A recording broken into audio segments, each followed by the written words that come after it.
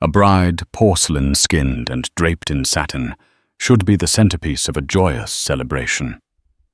But what happens when the sanctuary of a wedding becomes a gilded cage of deceit? Tonight we unravel the chilling story of Amelia Blackwood, a bride who fled her own lavish wedding. Not from cold feet, but from a truth so cold it could freeze the soul. She crawled 3 miles through a blizzard. Her couture gown shredded her body half frozen. But the man who found her, the one who wrapped her in the warmth of his own clothes, he was wearing the wedding vest of the man she was supposed to have married years ago. The Blackwood estate was a symphony of ice and opulence. Ancient oaks, their branches heavy with fresh snow, stood like silent sentinels guarding the winding drive.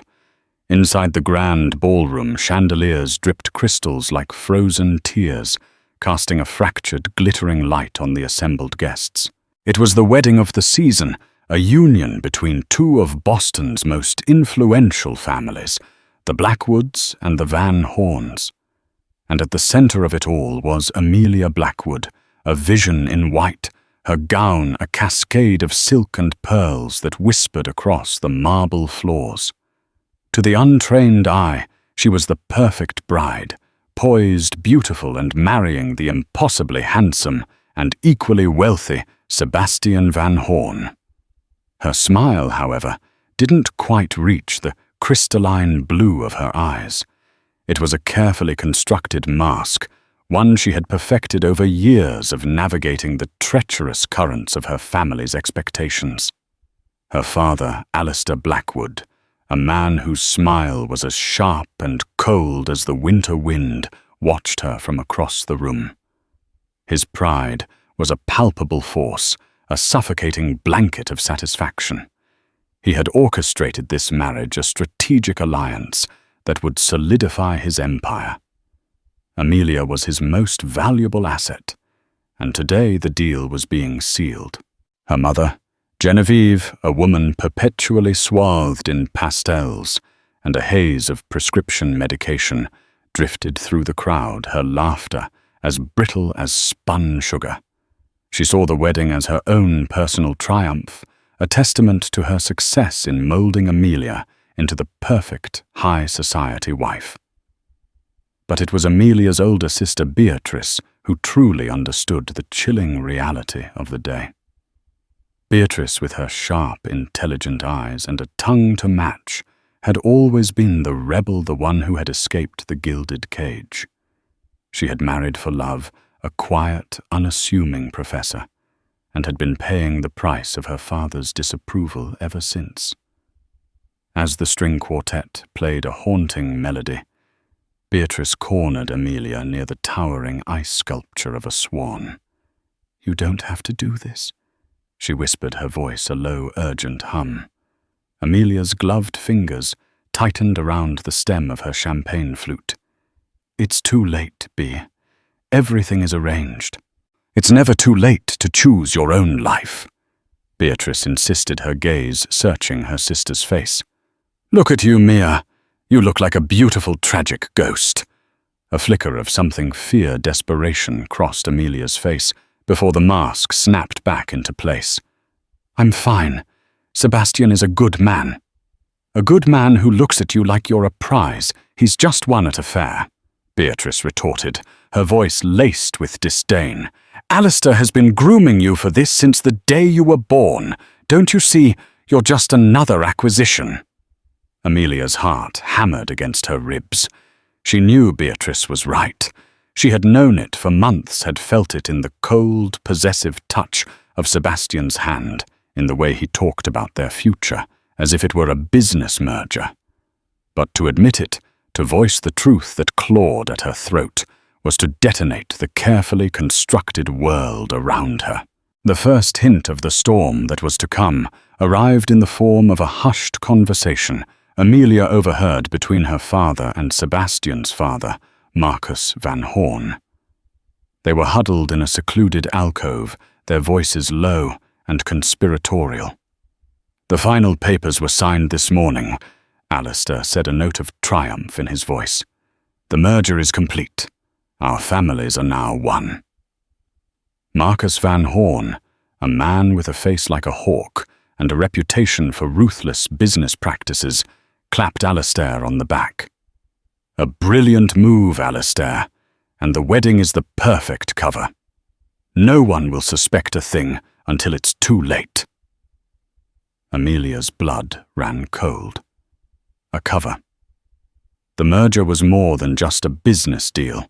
It was a hostile takeover, and her marriage was the smokescreen. She felt a wave of nausea so intense she had to grip the edge of a nearby table to steady herself.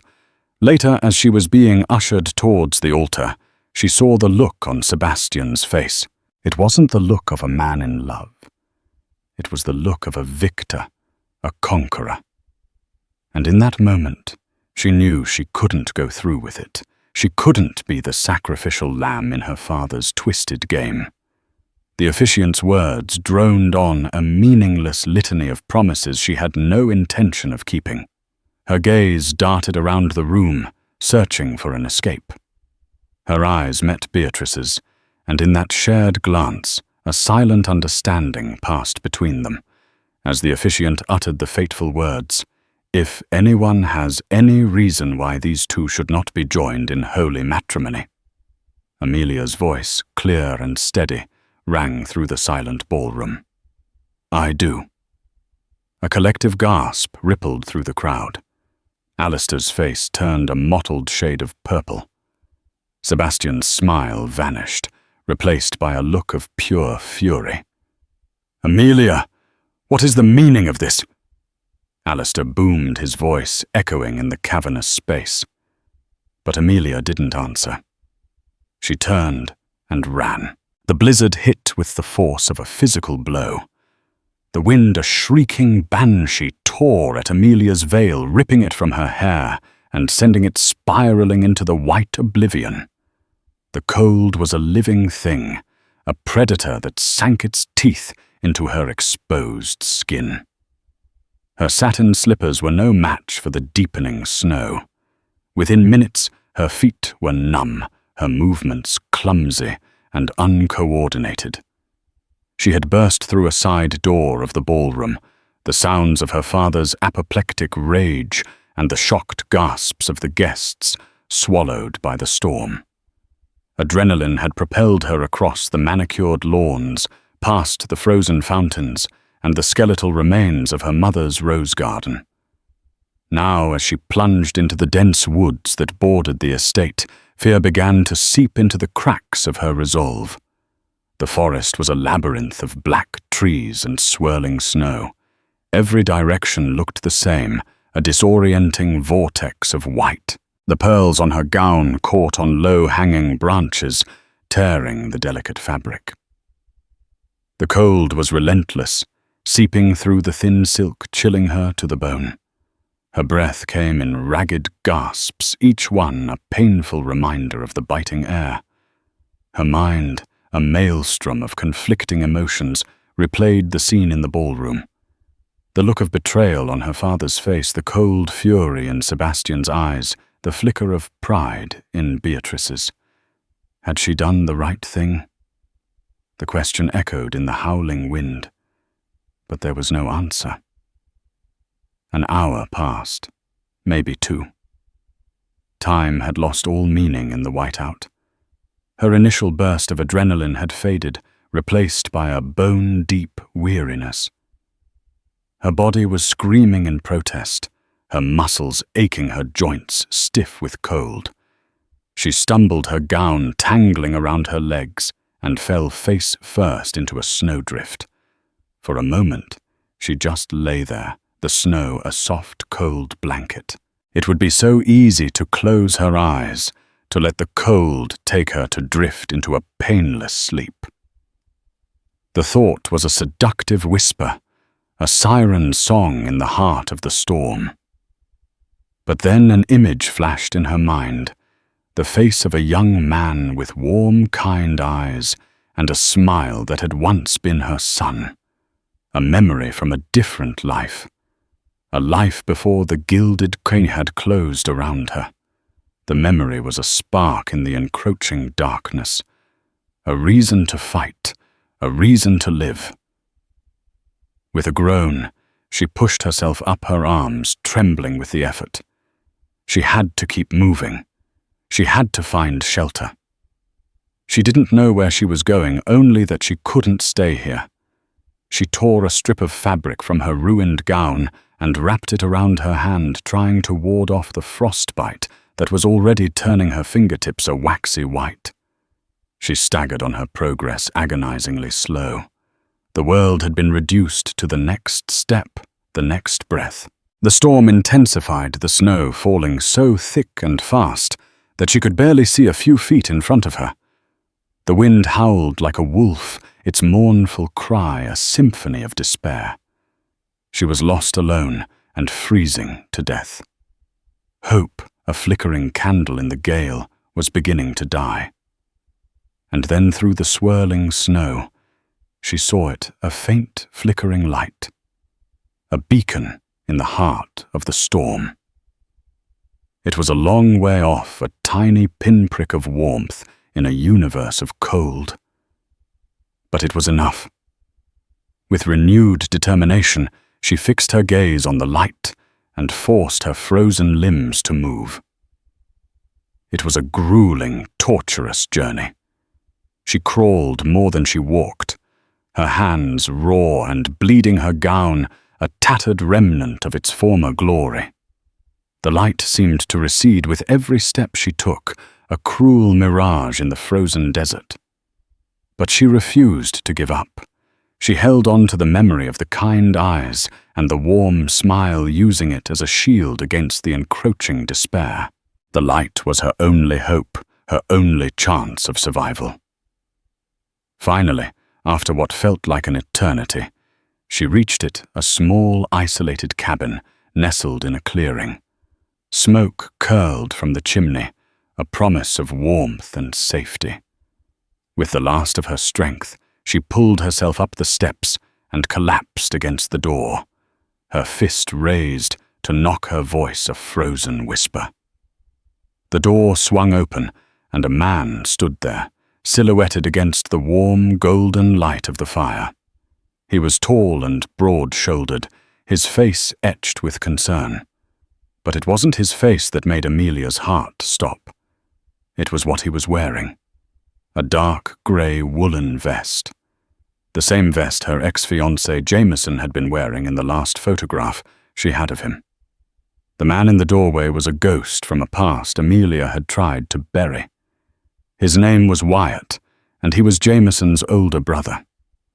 The last time she had seen him was at Jameson's funeral 5 years ago. His face, once so familiar, was now a tapestry of grief and time. The laughter lines around his eyes had deepened into grooves of sorrow, and his dark hair was threaded with silver. For a moment, they just stared at each other, two ghosts caught in the amber light of the cabin. The storm raged outside, a chaotic symphony of wind and snow. But inside the silence was deafening, broken only by the crackle of the fire. Wyatt was the first to speak, his voice a low, gravelly rumble that sent a shiver down Amelia's spine. "Amelia, my God, is that you?" She tried to answer, but her lips were numb, her tongue a frozen lump in her mouth. She could only nod, a barely perceptible movement of her head. He didn't hesitate. He scooped her up in his arms, his touch surprisingly gentle for a man of his size, and carried her into it, kicking the door shut against the storm. He laid her down on a thick bearskin rug in front of the hearth, the warmth of the fire a blissful agony on her frozen skin. "What in God's name happened to you?" he asked, his voice a mixture of shock and concern. He began to gently chafe her hands, his touch sending a jolt of life through her frozen fingers. Tears streamed down Amelia's face, freezing on her cheeks. I ran," she whispered, her voice hoarse and raw. Wyatt's jaw tightened. "From the wedding." She nodded, the movement sending a fresh wave of pain through her stiff neck. I couldn't marry him." He didn't press her for details. Instead, he moved with a quiet efficiency, his actions both gentle and firm. He carefully removed her tattered ice-encrusted gown, his touch impersonal, respectful. He wrapped her in a thick woolen blanket, tucking it around her like a cocoon. He brewed a mug of hot tea, lacing it with a generous splash of brandy, and held it to her lips, his hand steady.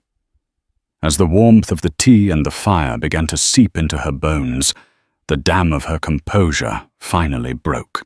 The fear, the anger, the grief she had been suppressing for so long came pouring out in a torrent of sobs.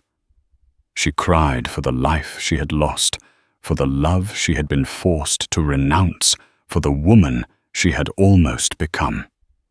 Wyatt sat with her, his presence a silent, comforting anchor in the storm of her emotions. He didn't offer empty platitudes or easy reassurances. He simply sat there, a witness to her pain, his hand resting on her shoulder, a steady, grounding weight. When the storm of her tears had finally subsided, she looked up at him, her eyes red and swollen. "The vest," she whispered, her voice still shaky. "It was his."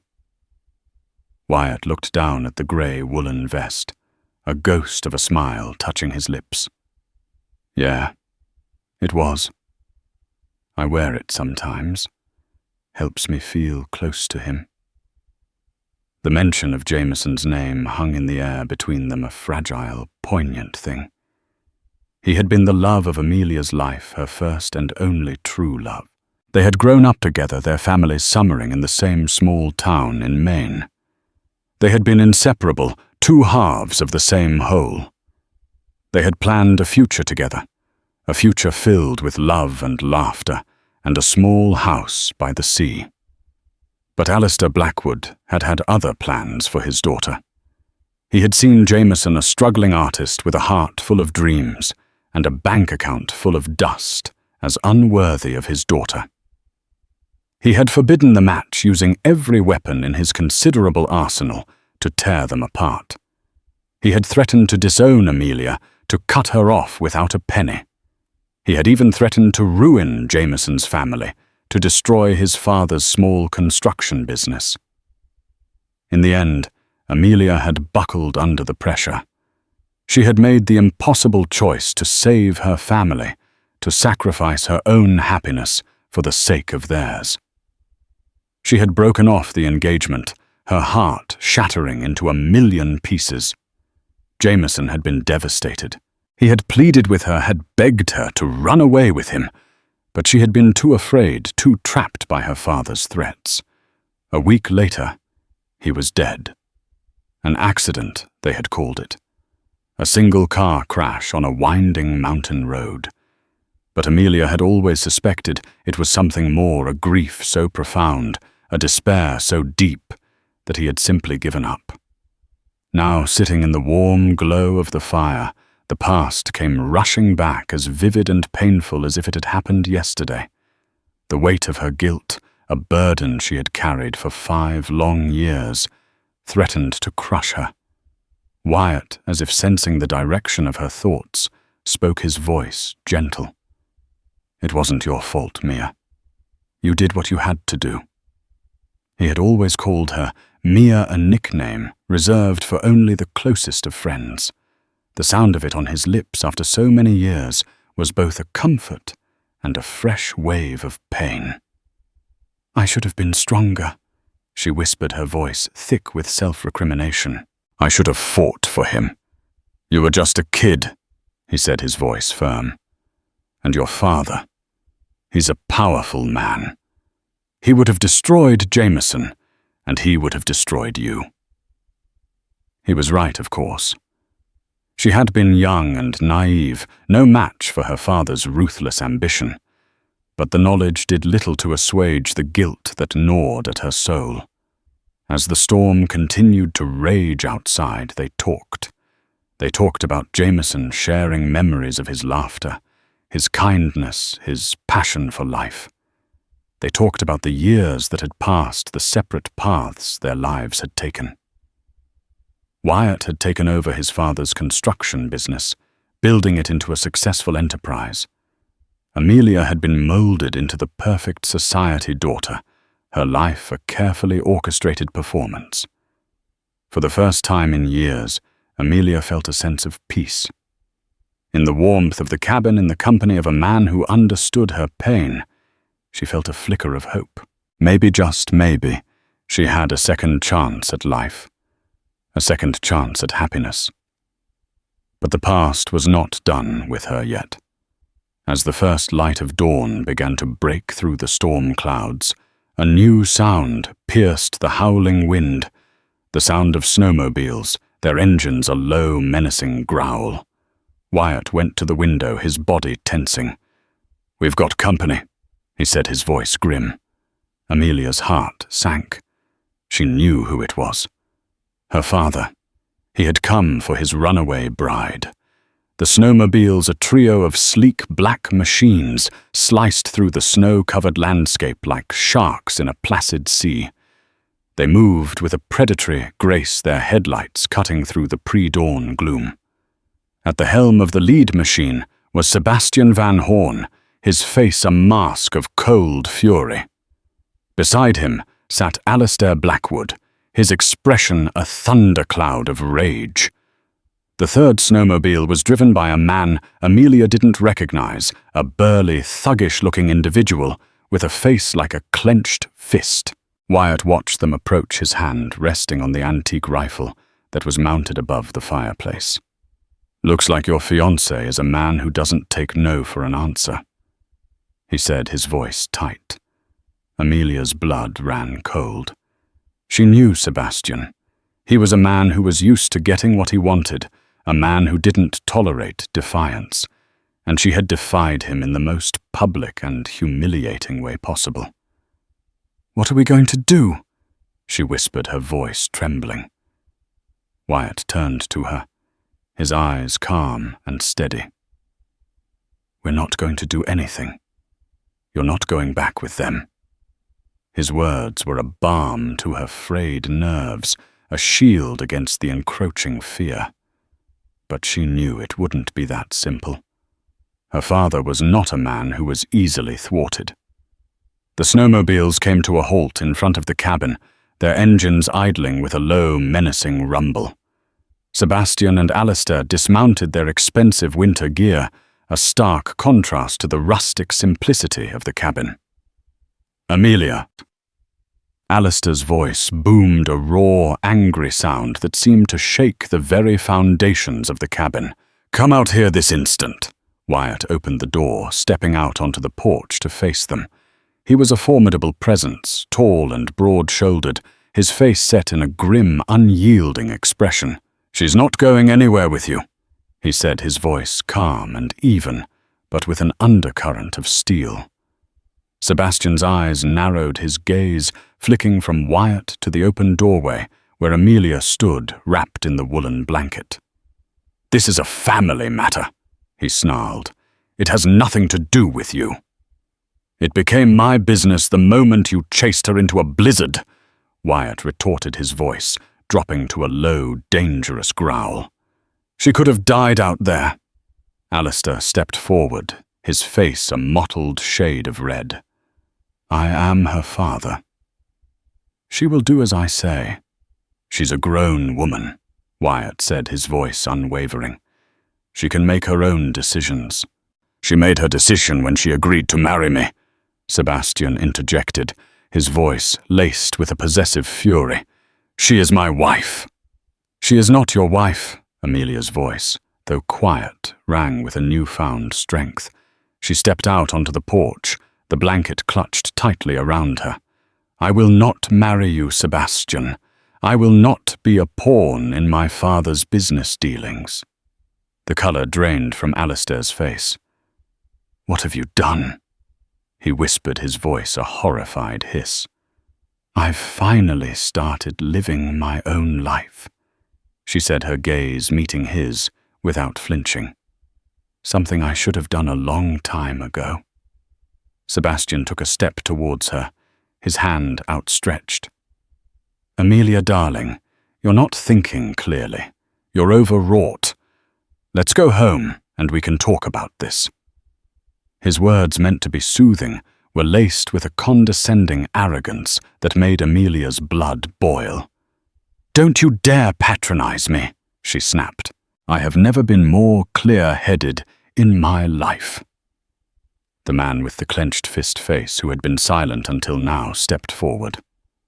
"The lady's had a rough night," he said, his voice a low, gravelly rumble. "Maybe she just needs a little persuasion." He reached for Amelia, but Wyatt moved with a speed that was surprising for a man of his size. He grabbed the man's wrist, his grip like a vice. "I suggest you take your hands off her," he said, his voice dangerously low. The man grunted in pain, his face contorting in a mixture of anger and surprise. For a moment it seemed as if violence was inevitable. The air crackled with tension, a silent standoff in the heart of the frozen wilderness. Then Alistair, ever the pragmatist, intervened. "That's enough," he said, his voice sharp. He looked at Amelia, his eyes cold and calculating. "Fine. If this is the choice you've made, then so be it. But don't come crawling back to me when you realize what you've thrown away." He turned and walked back to the snowmobile, his back rigid with anger. Sebastian hesitated, his gaze lingering on Amelia's face. There was a flicker of something in his eyes, something that looked almost like hurt, before the mask of cold fury snapped back into place. He turned and followed Alistair, the burly man, trailing behind him. They mounted their snowmobiles, and with a final contemptuous roar of their engines, they were gone. Their tracks a series of angry scars in the pristine snow.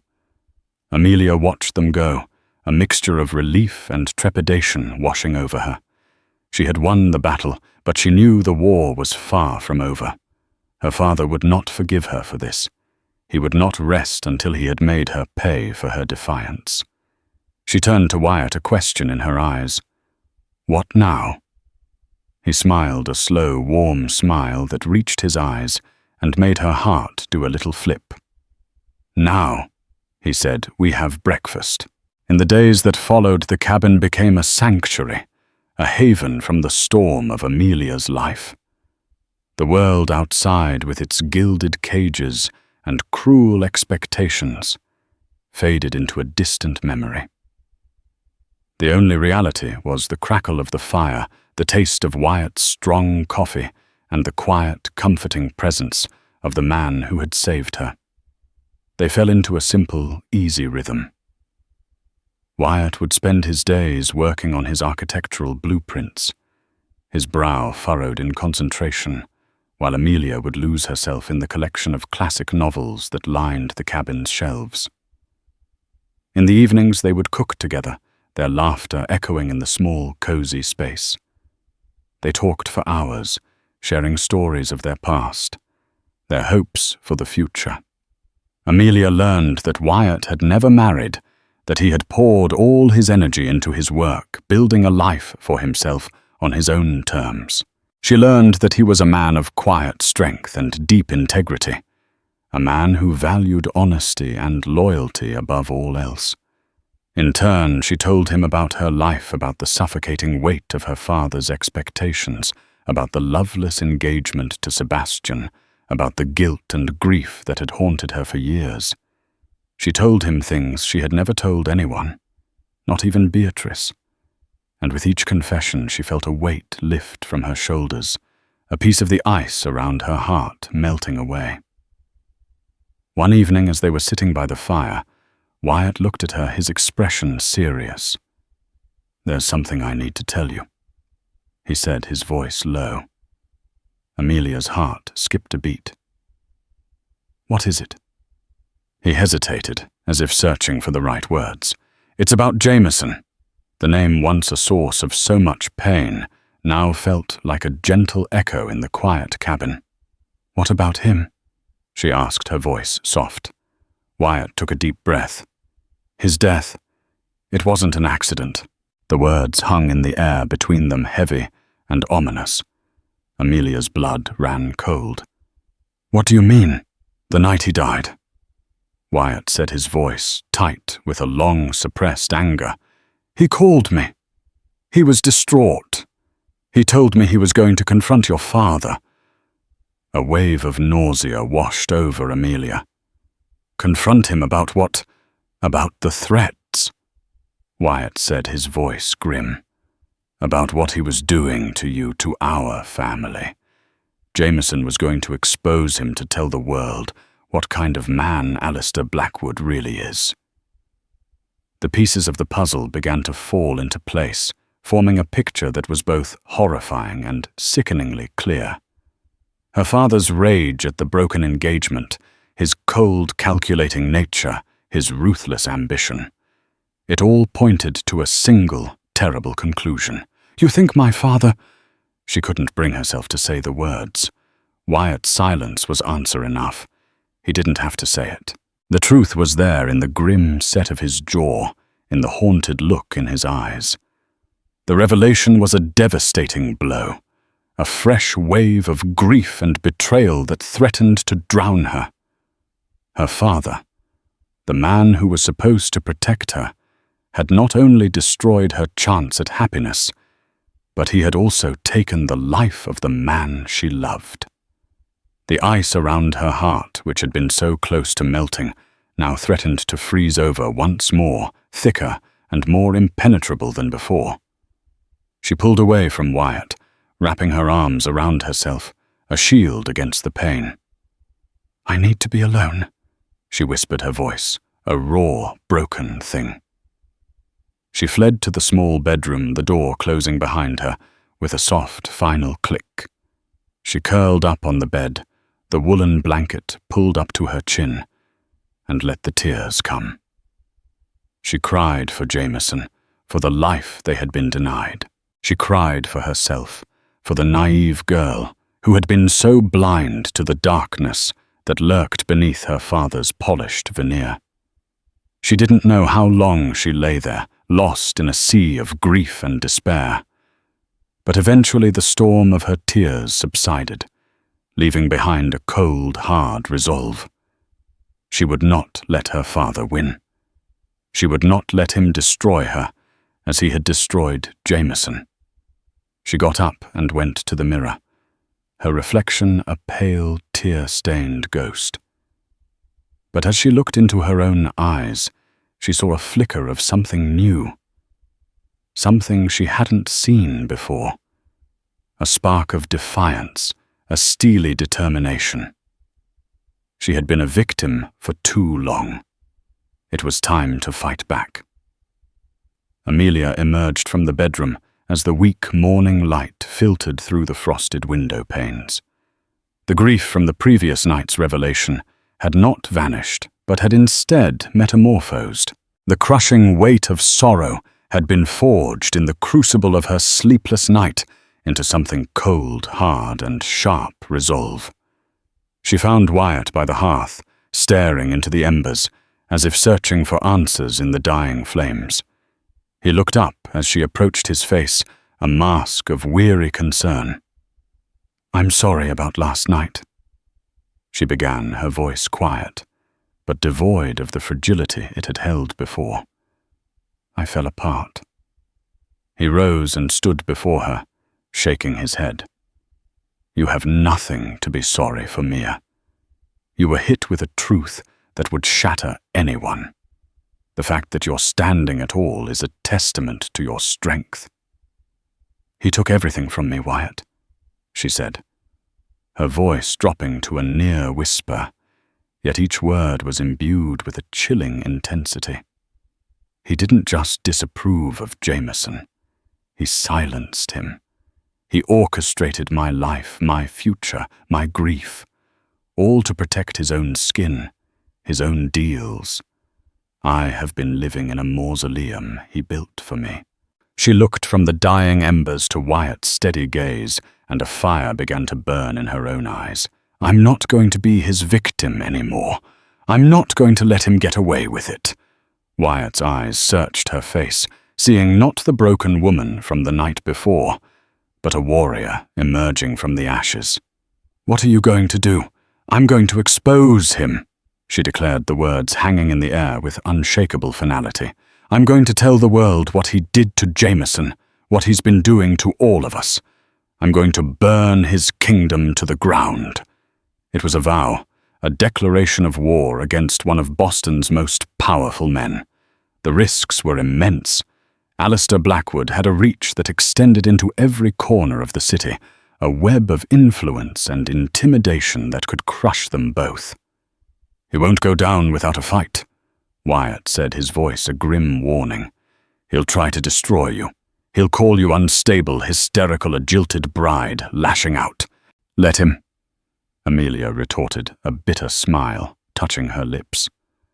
I've been playing the part of the perfect, stable daughter my whole life. It's time they saw the real me.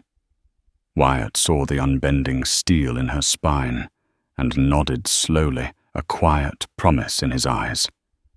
All right, Boudica, he said, a faint smile on his own lips.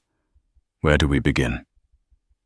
The cabin, once a sanctuary from the storm, transformed into a war room. They spent the next 2 days mapping out a strategy on a large sheet of paper tacked to the wall.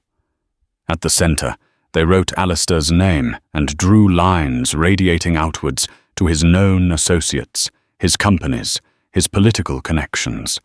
It was a daunting web of power. They knew that to succeed their attack had to be surgical, overwhelming, and backed by irrefutable proof. Their first and most crucial call was to Beatrice. Amelia found a quiet corner, her heart pounding as the phone rang. Mia. My God, are you okay, Father? He's a man possessed. He's telling everyone you had a nervous breakdown. Beatrice's voice was a torrent of worry. I'm fine, Bea. I'm safe, Amelia said, cutting through the static of panic. I'm with Wyatt, Jameson's brother. A beat of stunned silence on the other end. Wyatt? How? It's a long story, but listen to me. I need your help. We're going to take him down. For good. Amelia then laid it all out, the truth about the merger, the confrontation with Sebastian Wyatt's revelation about Jameson's death, and their suspicion that Alistair was directly responsible. Beatrice didn't gasp or question her. There was only a cold, hard fury in her voice when she finally spoke. I always knew he was a monster. I just didn't know the depths of it.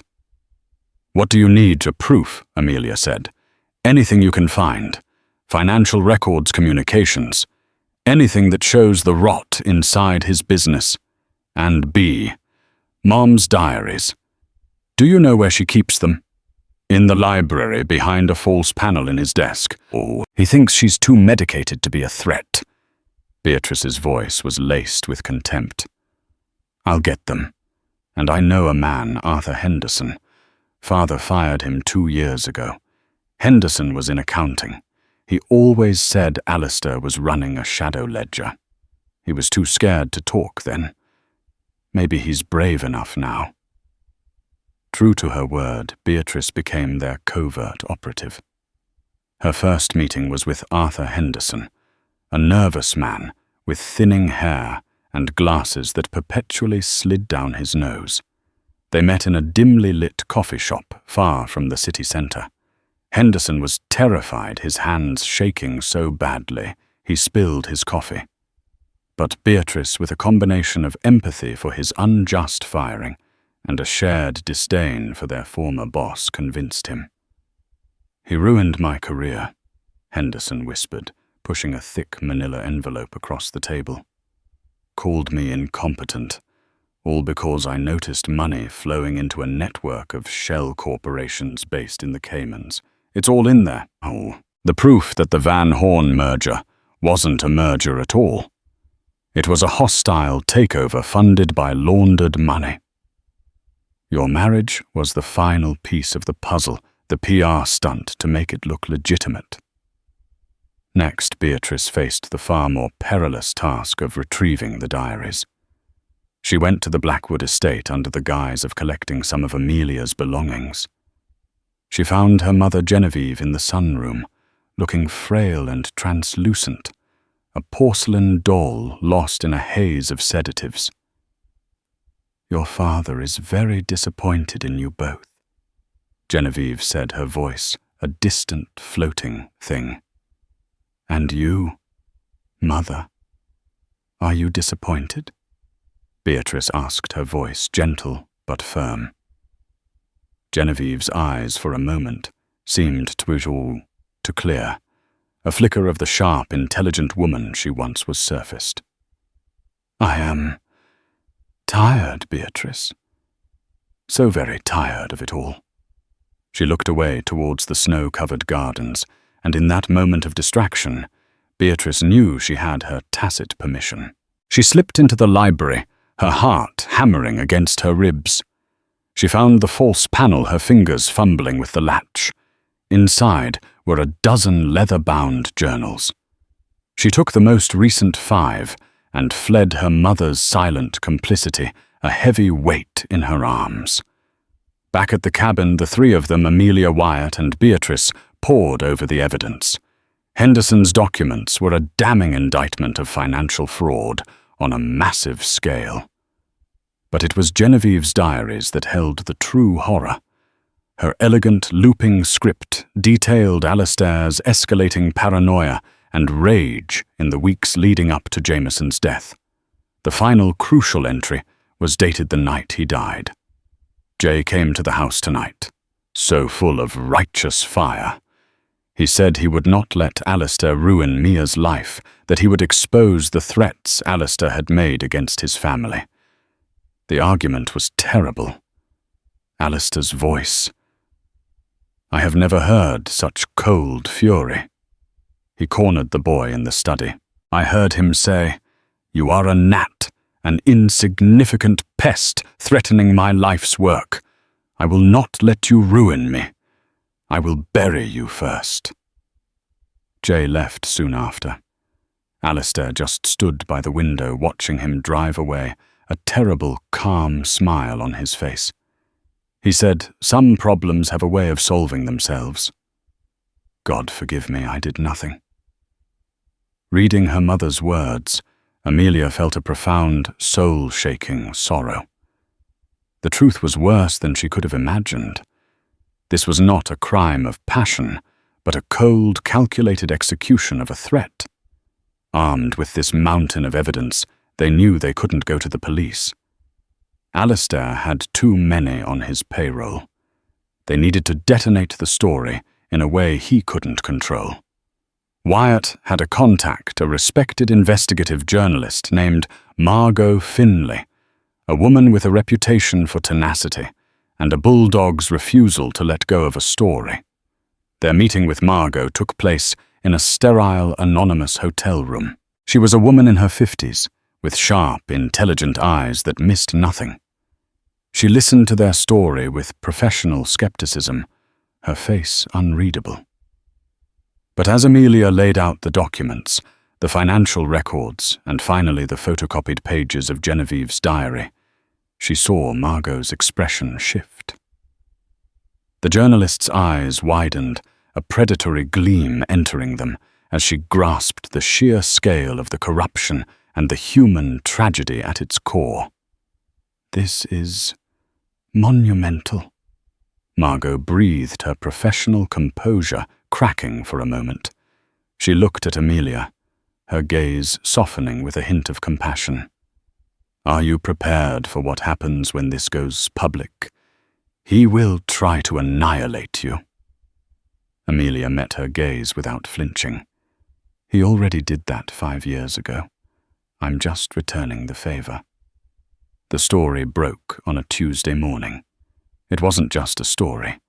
It was an explosion. "The Blackwood deception gilded weddings and buried secrets," read the headline splashed across the front page and leading every news broadcast. The fallout was immediate and catastrophic. The SEC froze all of Alistair's assets and launched a full-scale investigation. The Van Horns, their name and fortune, now tied to a massive fraud, publicly disavowed Alistair and filed a lawsuit that would strip him of everything he hadn't already lost. Sebastian, implicated in the cover-up, vanished, his name added to international watch lists. Alistair Blackwood, the titan of industry, the untouchable patriarch, was publicly and brutally dethroned.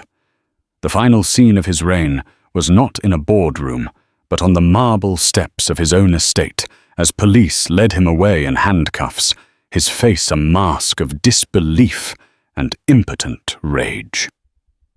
In the end, it was his own wife's quiet words written in a secret diary that had become the hammer that shattered his world. His conviction a year later for a litany of crimes from financial fraud to conspiracy and his role in the wrongful death of Jameson Hale was a mere formality. His reign was already over. The trial of Alistair Blackwood was not merely a court case. It was the public dissection of a dynasty. For months, it dominated the news cycle, a sordid epic of greed, manipulation, and betrayal that played out under the harsh, unforgiving lights of the courtroom. For Amelia, it was an excruciating yet necessary exorcism. Each day she walked past a gauntlet of flashing cameras and reporters shouting her name.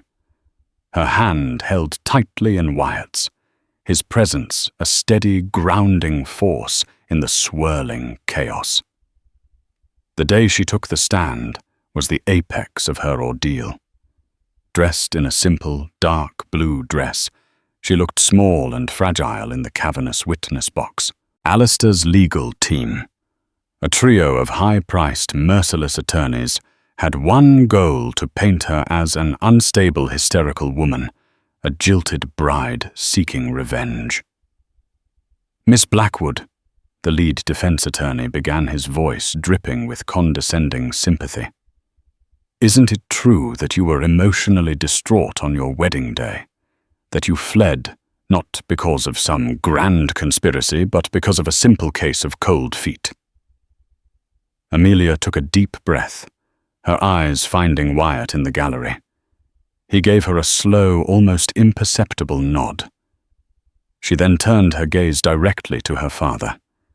He sat at the defendant's table, impassive and arrogant, looking at her, as if she were a misbehaving employee he was about to fire. In that moment, all her fear evaporated, replaced by a cold, clear certainty. "I was distraught," she began, her voice quiet, but carrying to every corner of the silent room. "But not for the reasons you suggest. I was distraught because I had just overheard my father and my fiancée celebrating my marriage as the perfect cover for a fraudulent business deal. I was distraught because I finally understood that I was not a bride, but a commodity being traded. I did not have cold feet. I had a moment of horrifying clarity." She spoke for hours, her voice growing stronger with every word of truth she unleashed. She detailed the years of emotional manipulation, the threats against Jameson's family, the suffocating pressure to conform. When Alistair's lawyer tried to twist her words, she remained unshakable, her testimony a clear, unyielding indictment of the man who had orchestrated her life. Beatrice followed her, corroborating every detail, her sharp, intelligent testimony, dismantling the defense's narrative piece by piece. She presented the financial records from the brave Mr. Henderson, explaining the complex web of shell corporations with a lucidity that left the courtroom stunned. But the most devastating blow to Alistair's defense came from the most unexpected witness, Genevieve Blackwood. When her name was called, a murmur went through the gallery. She walked to the stand, no longer the ethereal, medicated woman from the society pages. She was pale and thin, but her eyes were clear, and her hands, though trembling slightly, were steady as she took the oath. She confirmed the authenticity of her diaries. She spoke of her husband's terrifying rage of his cold dismissal of Jameson Hale as a problem that needed solving. The prosecutor asked, "Mrs. Blackwood, why did you not come forward sooner?" Genevieve looked at her husband, her expression a mixture of profound sorrow and newfound strength. "For the same reason many women in my position stay silent," she said, her voice trembling but clear. "Fear. I was afraid of him. I was afraid for my daughters. I lived in a beautiful prison, and he was the warden. But my daughter's courage has given me my own. I will not be silent any longer." Alistair's mask of composure finally shattered. He lunged forward, his face contorted in a snarl of pure fury, shouting her name before being restrained by his attorneys. In that moment, the jury saw the monster Genevieve had described. The verdict, when it came a week later, was a foregone conclusion. The courtroom was thick with tension as the jury foreman stood. Amelia held her breath, her fingers intertwined with Wyatt's. "On the charge of conspiracy to commit fraud, we the jury find the defendant Alistair Blackwood guilty." The word guilty echoed again and again for racketeering, for obstruction of justice, and finally for his role in the wrongful death of Jameson Hale. A sob escaped Amelia's lips, a sound not of sadness, but of a profound, earth-shattering release. The weight she had carried for so long, the guilt, the fear, the suffocating burden of her father's crimes, simply dissolved. She collapsed into Wyatt's arms, weeping with an exhaustion that was bone-deep, while Beatrice held them both, her own tears flowing freely. It was over. The months that followed were a time of quiet rebuilding. The media frenzy faded, replaced by the slow, difficult work of healing. Amelia and Beatrice helped their mother move into a small, light-filled cottage by the sea, far from the opulent tomb of the Blackwood estate.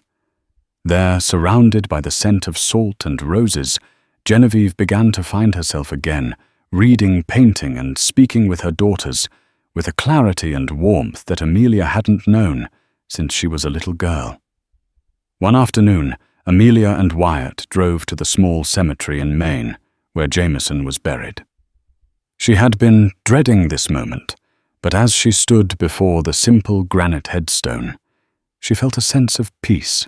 She laid a bouquet of wildflowers on the grave and told him everything about the trial, about her father, about how his memory had been the spark that had kept her alive in the storm. "I'll never forget you," she whispered, a tear tracing a path down her cheek. "But I have to live now, Jamie. I have to be happy. I think you would want that." Wyatt stood a respectful distance away, giving her the space she needed. When she finally turned to him, he simply opened his arms, and she went into them, knowing that it was possible to honor the love of her past while embracing the love of her present. Their own love story had unfolded not in grand dramatic gestures, but in the quiet moments in between. In the easy silence, as they read by the fire, in the shared laughter, as they attempted a complex recipe, in the way he would look at her across a room, his eyes full of a love that was both passionate and profoundly peaceful. That autumn, on a crisp, clear day, they were walking through a park, the leaves a breathtaking tapestry of crimson and gold under their feet. The air was full of the scent of wood smoke and the promise of winter. Wyatt stopped beneath a magnificent old maple tree and turned to her. He took both of her hands in his. "Mia," he began, his voice thick with emotion. "When I found you at my door, you were this half-frozen broken thing. And I've watched you day by day, fight your way back to life. You are the strongest, bravest person I have ever known. You fought for justice, you reclaimed your family, and you reclaimed yourself. My life was quiet before you. Now it's full of light. He paused, his thumb stroking the back of her hand. I don't have a ring. I don't have a grand plan. All I have is a heart that is entirely, irrevocably yours. I love you, Amelia Blackwood. Marry me. Tears streamed down her face, but this time they were tears of pure, unadulterated joy. The yes that came from her lips was not a whisper, but a song. It was the easiest, most certain word she had ever spoken. Their wedding was everything her first one was not. It took place in the backyard of the small home they had bought together, a rustic farmhouse with a porch swing and room for a garden. The guests were a small circle of family and friends, Beatrice and her husband Genevieve, radiant and at peace, a few of Wyatt's loyal construction crew. Amelia wore a simple cream-colored lace dress and carried a bouquet of wildflowers she had picked that morning. As she stood before Wyatt, the late afternoon sun casting a golden glow over them, she saw not the end of a long and painful journey, but the true, beautiful beginning of her life. She had crawled 3 miles through the ice, a half-frozen bride fleeing a gilded cage. But the man who had saved her, the man who now stood before her, hadn't just wrapped her in the warmth of her ex's wedding vest. He had wrapped her in a love that had thawed her frozen heart and shown her the way home.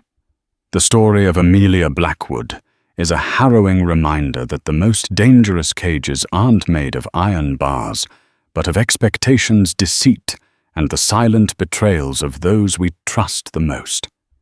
It's a testament to the resilience of the human spirit, a story of a woman who clawed her way back from the brink, not just of a frozen wilderness, but of a frozen life. Her journey from a half-frozen bride to a woman who reclaimed her own narrative is a powerful one.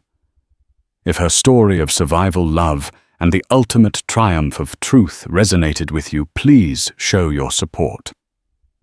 Hit that like button, share this video with someone who needs to hear a story of strength, and don't forget to subscribe for more real-life dramas that will stay with you long after the screen goes dark. Your support helps us to continue bringing these incredible stories to light.